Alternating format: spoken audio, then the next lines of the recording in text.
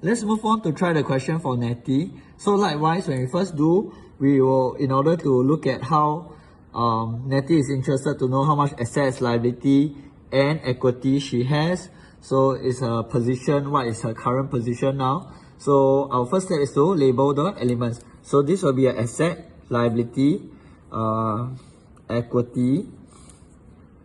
Okay, then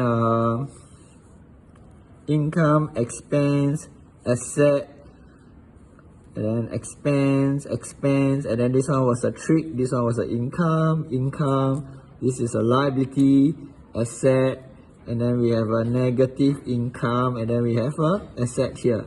Then with that, do take note, we have to label whether it's non-current or current. So equipment, does it convert to cash easily? You take some years, and then it provide benefits that actually last for quite a lot of years, right? Over a few years, right? So that's why this one will be a non-current asset. Alright. Then the next one, mortgage loan, right? Then you take over a few years to pay. So this one also non-current. Okay, then inventory is current. Alright, and then the next thing we have is trade receivable. We expect to receive our money soon. Alright, so current, and finally cash at bank is current.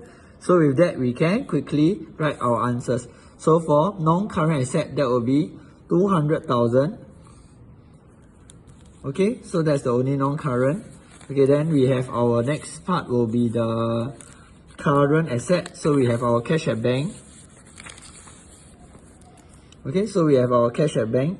So our cash at bank and our trade receivable here and our inventory. So look out for all your current. So that will be 15,000, 5,400, and then we have a 2,400 here.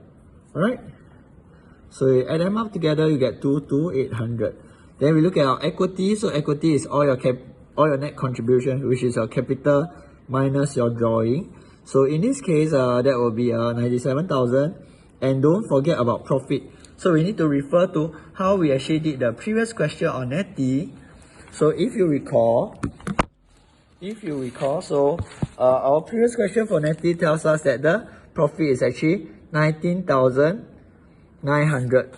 So now let's do it. So 19,900, add it up together, and we get 116,900. Next one, non-current liability, that will be only just mortgage loan. So that will be 100,000. And our current liability, as you can see for yourself, our liability, oops, we forgot to label. So this is a liability, and of course we need to pay our supplier, current liability. So there will be a current liability of 5,400. We are done.